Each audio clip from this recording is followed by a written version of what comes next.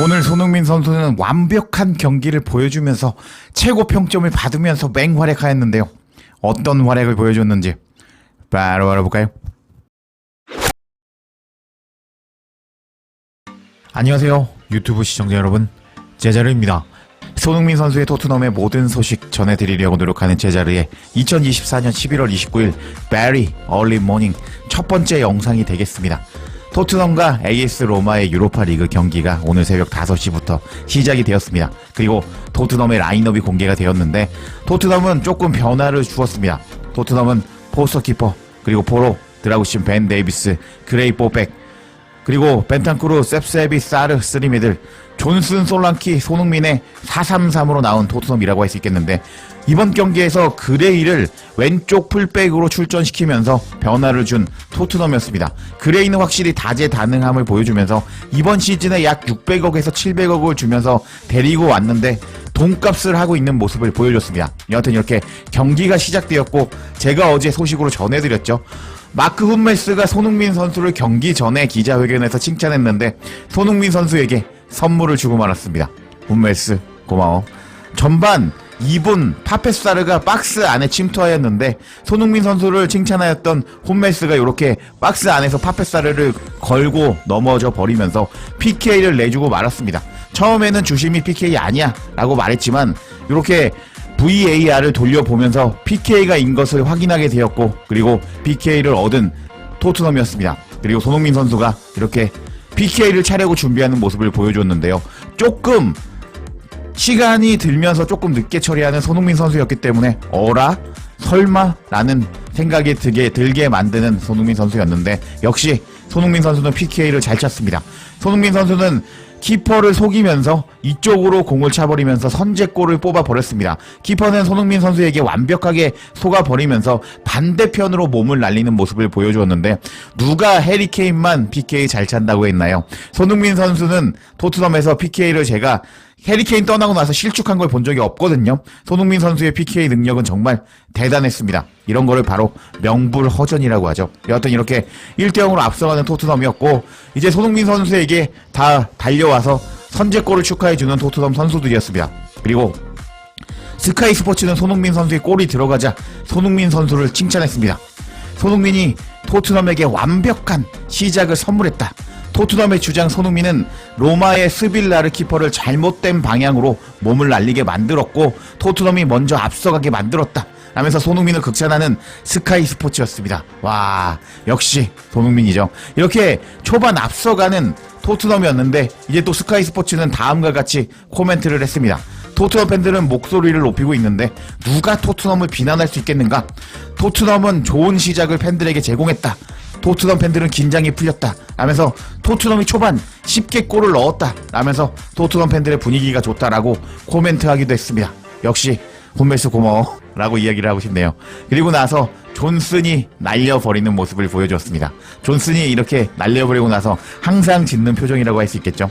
지금 16분에 존슨에게 기회가 왔습니다.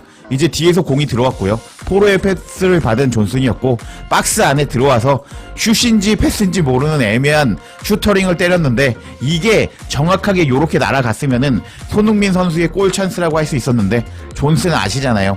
존슨이 크로스 능력이 없는 선수라고 할 수 있는데 요렇게 공은 반대편으로 빠져나가고 말았고, 지금 손흥민 선수가 약간 옛날에 이런 장면이 나오면 약간 화를 내는 표정을 보여줬거든요. 근데 그런 제스처도 하지 않고 기대도 안 했다 라면서 요런 리액션을 보여주는 손흥민은 너무 재밌었습니다. 그리고 이제 다음 장면, 포스터 키퍼가 선방하는 능력을 보여줬습니다. 이렇게 박스 밖에서 침투하는 디발라에게 패스가 들어갔고 디발라의 슈팅을 막아내는 포스터 키퍼였는데 여기까지는 좋았습니다. 그리고 이제 드라구신이 일단은 선제골의 빌미의 지분을 얻고 말았습니다. 18분에 드라구신은 왼쪽 측면까지 나와서 수비를 하면서 파울을 내줬습니다. 근데 굳이 위험한 장면도 아니었는데 이렇게 파울을 할 필요가 있었나? 라고 생각이 드는 장면이었고, 그리고 디발라가 프리킥을 처리했는데 솔랑키와 벤탄쿠르 사이에 은디카가 어깨에 슈팅을 때렸는데 이게 또 절묘하게 박스 안으로 들어가면서 18분 1대1 상황이 되고만 토트넘이었습니다. 그래서 토트넘이 뭐지? 라고 생각하게 되었고, 그리고 22분 토트넘은 역전을 당했었습니다. 어떻게 당했냐? 또 디발라의 멋진 공간 패스가 이렇게 들어갔고요. 그리고 엘 샤라위의 슈팅이 나왔는데 지금 포스트 키퍼가 거구의 골키퍼거든요. 그러다 보니까 순발력은 좀 떨어지는 키퍼라고 할 수 있는데 이렇게 골을 실점해 버리면서 이제 역전이 되면서 2대1로 끌려가나 싶었지만 사실은 옵사이드였습니다. 여기 보이시죠? 지금 뒷발이 하나 더 들어가 있는데 다행히 옵사이드가 되면서 다행히도 역전 당하지 않은 토트넘이었습니다. 그리고 바로 공격하는 토트넘이었는데 우당탕 상황이 벌어졌고 존슨의 박스한 슈팅을 수비수가 막아냈습니다. 그리고 솔랑키가 또 바로 오버헤드 슈팅을 때렸는데 이 슈팅이 키퍼한테 막혀버렸는데 오늘 로마 키퍼의 컨디션은 좋아 보였습니다. 그리고 이제 또 포스터 키퍼의 선방이 나왔습니다. 디발라가 미쳐버리면서 박스 안에서 이렇게 토트넘 수비가 많은데 슈팅을 그대로 때렸는데 포스터 키퍼가 선방에 내면서 오늘 일단 좋은 활약을 보여주는 포스터 키퍼였습니다.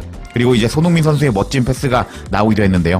이렇게 수비가 많은 상황에서 손흥민 선수는 특유의 패스를 공간으로 넣어주었는데 셉세비가 이 공간으로 침투하고 있었습니다. 근데 이 패스가 읽혀버렸는데 이 선수가 여기까지 따라오면서 막아버렸습니다. 여하튼 손흥민 선수는 오늘도 좋은 키패스를 넣어주고 있었고 그리고 존슨의 골이 나왔습니다. 근데 이 존슨의 골을 엄청난 도움을 준 것은 손흥민 선수라고 할 수 있겠습니다. 어떻게 골이 들어갔냐? 일단 디발라가 토트넘 진영에서 조금 이상한 패스를 했습니다. 이렇게 패스를 넣어주었는데 이 패스를 손흥민 선수가 수비 진영까지 내려와서 일단 뺏었습니다. 그리고 파페사르에게 공을 넘겨주었는데 손흥민 선수 오늘 공격수로 나왔거든요.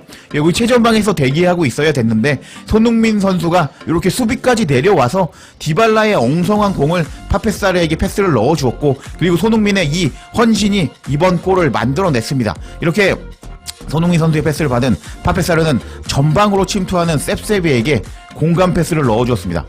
요렇게 공간 패스를 넣어주었고 셉세비가 이렇게 공간으로 달려 들어갔는데요. 이렇게 들려가지고 셉세비가 손흥민 선수를 칭찬했던 홈메스와 1대1 상황에서 이겨버렸고 요렇게 들어오는 존슨에게 컷백을 넣어주었습니다. 그리고 존슨의 골이 요렇게 들어가면서 다시 2대1로 앞서가는 토트넘이었는데 손흥민 선수의 행동에 스카이 스포츠는 극찬하는 모습을 보여줬습니다. 다시 앞서가는 토트넘이었다.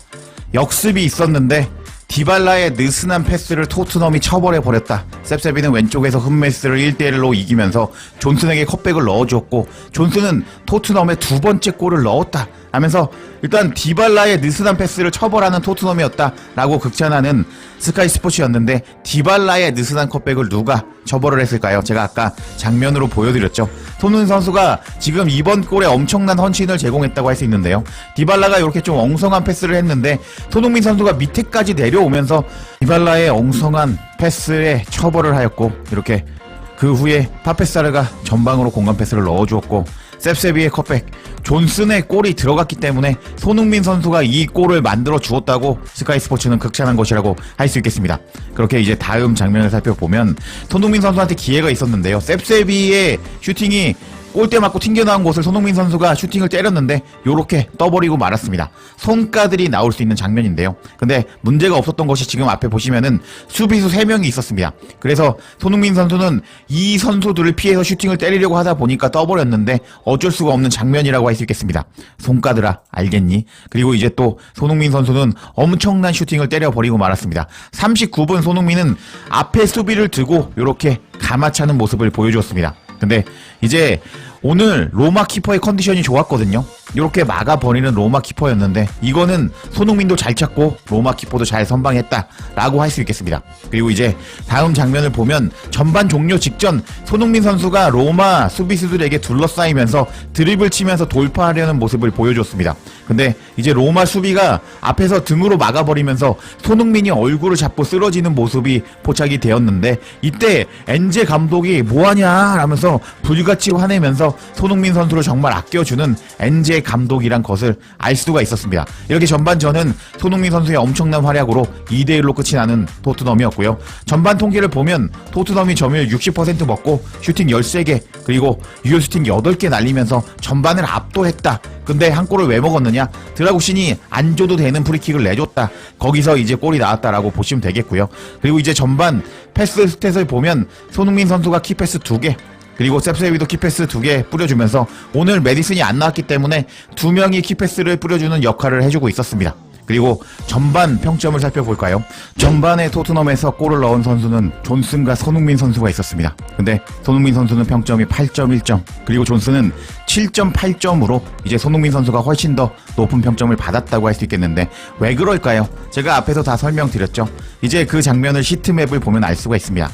시트맵을 보면 손흥민 선수는 수비 진영까지 해서 내려가면서 일단은 존슨의 골을 만들어주는 모습을 보여주었습니다. 이런 것이 다 반영이 되면서 일단 소파스코어에서도 손흥민 선수가 평점이 7.7점, 그리고 존슨은 7.3점을 받으면서 손흥민 선수가 일단 전반전에 하드 캐리했다, 손흥민 선수가 전반전에 토트넘의 공격을 이끌었다 라고 보시면 되겠습니다. 여하튼 손흥민 선수는 전반전에 좋은 모습을 보여주었고 후반에도 기대감을 들게 만들었습니다. 그리고 시작된 후반전 47분 토트넘 선수 5명이 역습하는 모습을 보여줬습니다. 근데 솔랑키의 선택은 손흥민 선수가 아닌 셉셉이었는데 결과는 토트넘의 공격 실패였습니다. 그리고 55분 도우비크의 골이 들어가면서 동점이 되나 싶었는데 다행히도 옵사이드였습니다. 그리고 후반 로마가 동점을 만들려고 공격하는 모습을 보여주고 있었고 60분 셉셉이 쪽으로 역습을 시도하는 토트넘이었는데 셉셉이 느린 거 아시죠? 골은 나오지 않았습니다. 그리고 67분 솔랑키가 아쉬운 선택을 하는 장면이 나왔습니다. 박스 안으로 들어온 솔랑키가 뒤에서 들어오는 손흥민에게 컵백을 주었다면 득점 가능성이 높았는데 패스를 주지 않았고 반대편 존슨에게 패스를 넣어주었고 로마 수비가 알고 있었고 막아버렸습니다. 아쉬운 솔랑키의 선택이라고 할 수 있겠습니다. 그리고 77분 손흥민을 빼고 베르너를 투입하면서 손흥민 선수의 체력 안배도 해주는 엔제 감독이었습니다. 풀타임 뛰게 시키는 줄 알았는데 정말 다행이었습니다.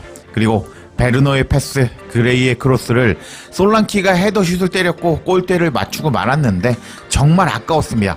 그리고 91분 몰아붙이는 로마였고 훈메스가 골을 밀어넣으면서 토트넘은 아쉬운 무승부를 기록하고 말았는데 아까웠습니다. 오늘 경기에서 손흥민 선수는 한 골을 기록하면서 골맛을 보았고 수비까지 내려와서 존슨의 골을 만들어주는 모습을 보여주면서 좋은 활약을 보여줬습니다. 체력 안배도 받았기 때문에 주말 풀럼과 경기에서도 선발로 나올 확률이 높아졌는데요. 주말에도 손흥민 선수의 골이 나오기를 기원하며 영상 마치겠습니다. 제자리에 영상 놓치지 않도록 알림 설정해 주실 것을 부탁드리며 영상 마치겠습니다. 구독과 좋아요, 댓글은 사랑입니다. 감사합니다.